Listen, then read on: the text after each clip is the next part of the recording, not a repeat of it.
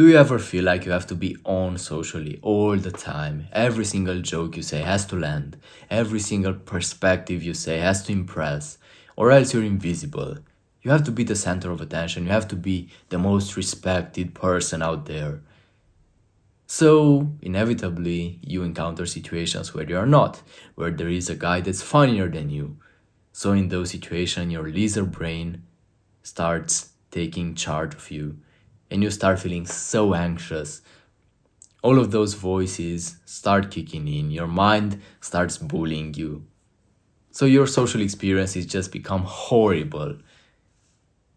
You see, that mentality will never make you charismatic. Even if you master it to perfection, even if you master every single joke and people laugh every single time, even if you master every single piece of knowledge in the world and you impress people all the time, you will still never be charismatic. All it's gonna do is make you more stiff, reserved, shy, and anxious. And I know it so well because I've been there. And if you identify with that, then I'm really excited to show you everything that I've learned through my journey. And to get you out of this state because you probably hate being like this. And socializing can really feel good. It can really feel good, trust me. So I used to believe that this was the ideal, to be in the center of attention all the time and not necessarily to be the most chatty person, but just to have that respect from everyone in all areas, be knowledgeable in every single domain that's being talked about. Pop jokes left and right, impress people all the time. And that's the way to gain their respect, isn't it? It might be, but not necessarily.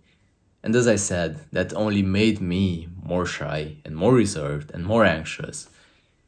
It was just taking me away from the goal I had of being charismatic. And I have so many vivid memories of times where I've been hanging out with friends and the conversation, the interaction starts off really well, on a really high vibe. But then as the time goes on, my vibe just goes like that, down, down, down. And you probably experienced that as well. That's also because you set yourself such a high standard.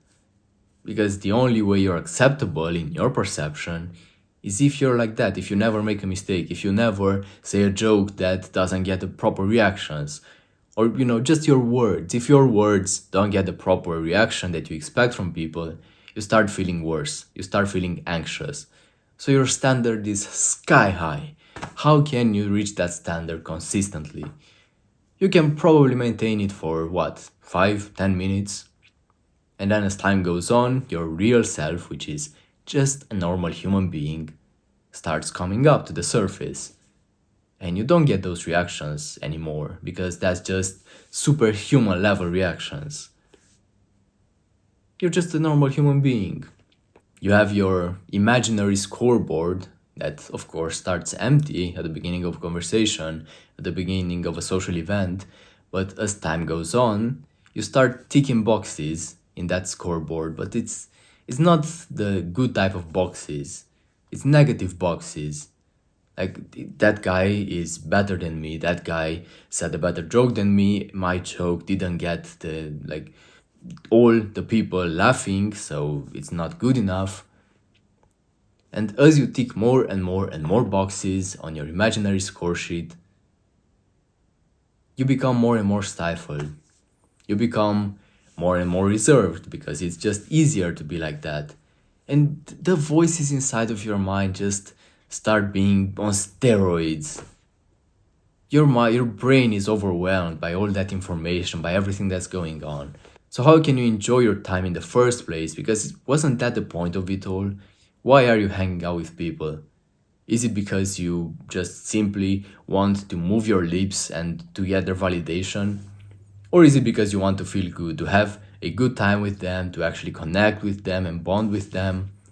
But all of those thoughts, they are poisoning your mind, they are destroying your experience alive.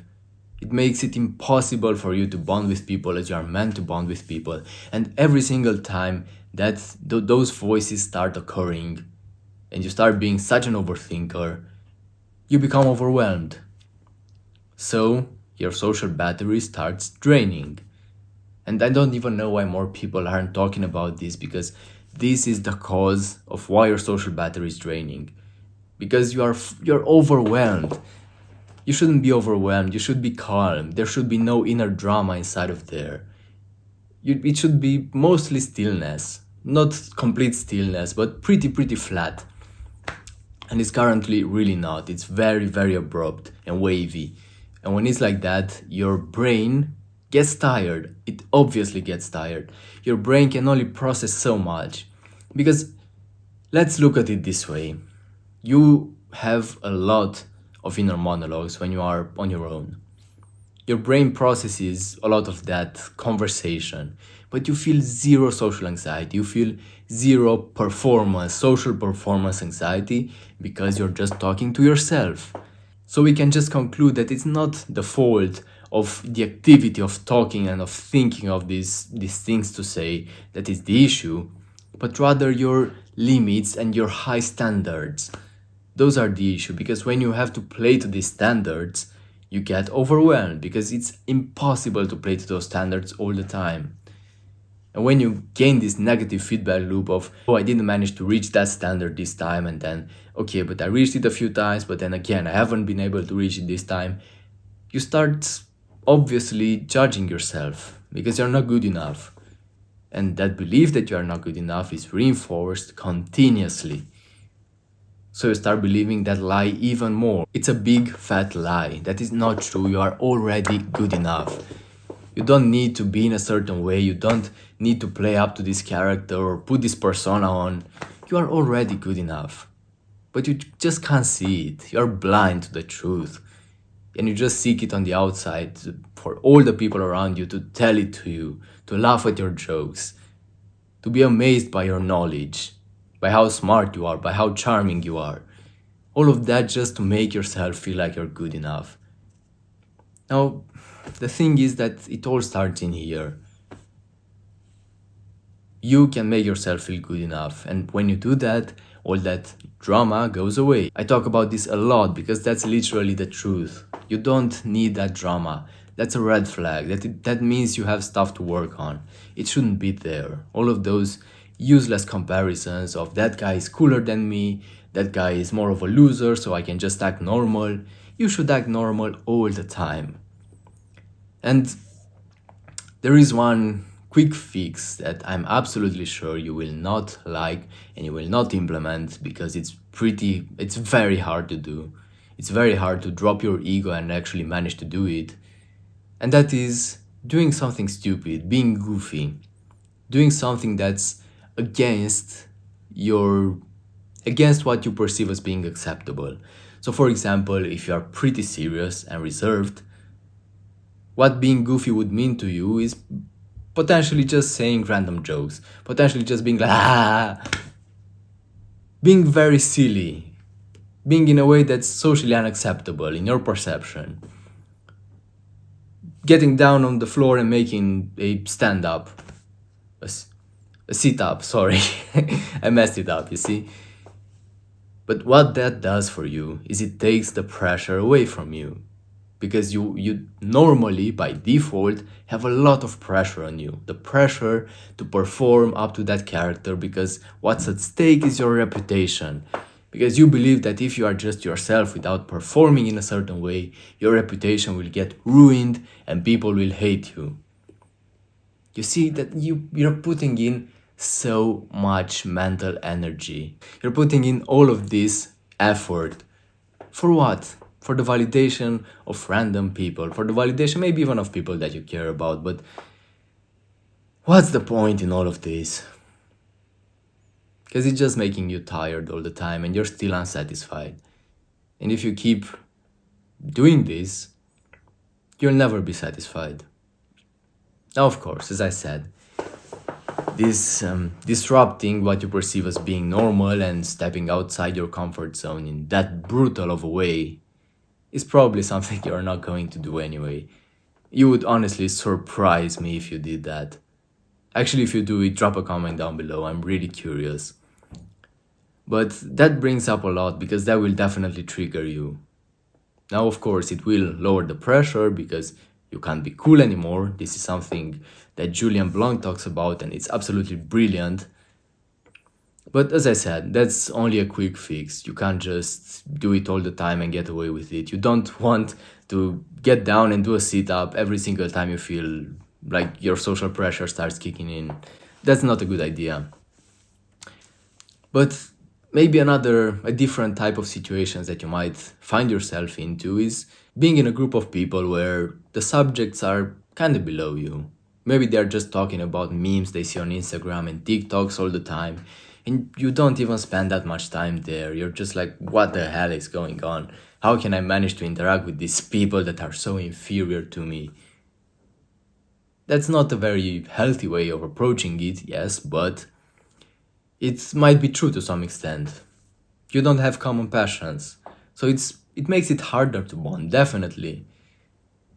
So you start believing that your ideas and your true passions will not be appreciated here, because maybe you are into philosophy or something like that, and these people are not. These people only care about memes and TV shows and anime and stuff like that. So there's nothing to talk about here. Well, in that case, instead of being in that negative frame of mind of judging all the time, what if you just drop it and you focus your energy on being present, on actually showing curiosity towards the domains where you don't really have expertise? And maybe then you will be able to have a pretty decent social experience. Instead of just distancing yourself away from the conversation, becoming reserved, shutting down, and just being like in your mind all the time, having your inner monologues and judging everything that people are saying and having a robot social expressions, just like, huh. If you just take the courage to slap your ego in the face, and instead of just judging all the time, listening in a very present way, listening to everything they're talking about, even if it's not something you're very passionate about, but you're there around people, it's an opportunity for you to bond, who knows? Maybe there is another person like you who's just trying to fit in, and they are putting up this persona that's socially acceptable and knows all the memes on the TikToks online, so that they can just bond with people better. But maybe they're not like that all the time. Maybe they're more like you. But it's gonna be absolutely impossible for you to find that out unless you take some courage and drop your ego, drop your judgments, be present, and when a curiosity question comes in your mind, just say it. Just ask it, and then listen, and go on with the conversation. Maybe you'll find out stuff that's more impressive than you thought. Because if you start with this negative perception, you have a shield all the time. You have a shield, your vision is just like this. When you drop that front, you can see more broadly. And what I found for me is that the most charismatic people don't care about being charismatic. The most charismatic people don't ever doubt or, I don't know, try to quantify how charismatic they are. They are just being themselves. And that's when all the drama goes away. Now, of course, maybe your authentic charisma is not gonna be the most appropriate and the highest level of charisma for every single person out there. So maybe playing up to a fake character and putting up a fake persona makes you to be perceived as being more charismatic than you would authentically be. But what good is that if you hate yourself all the way there? What good is that if you hate your raw experience of being alive and you have all the pressure all the time? Wouldn't you just like to be casual, to be chill, to be talking to people as easily as you're talking to yourself, to be comfortably looking them in the eye instead of just being like, yeah, and I like football. What about just looking them in the eye and being like, I like football, it's my favorite sport? That's a big difference. And you can only reach that when you drop all that pressure. And that's when you also reach the state of confidence. You have confidence in yourself, you are grounded in your authenticity, in who you are meant to be. You are not living up to a fake persona anymore. You are not putting the insecurity and anxiety and being shy and reserved defense mechanism up anymore. You are just yourself. You don't care about social judgments. Those things are honestly below you. Because you are now a healthy human being that's out there in the world around people to give, not to take validation. And that is such a better state to be in. Social situations feel so much better, you have no idea. You just don't care about all those useless comparisons. You are there to be, and you are enjoying every moment of it. That's actually a lie. You're not enjoying every single moment of it, but you get the point. I really wish that for you, and my hopes are that this channel can really serve as a guide for you to become that, to follow my steps, to reach that point in your journey where you don't have all that inner drama anymore, and you can be yourself, you can embrace who you really are and understand that you are good enough already. I'm not gonna come here and give you quick tips and tricks to how to be more confident and stuff like that. I think they are so cringe and so useless for most people in most situations. I really don't want you to fall into that trap that I've been in for so long. I want you to reach the state where you trust yourself to be authentic without putting up a front.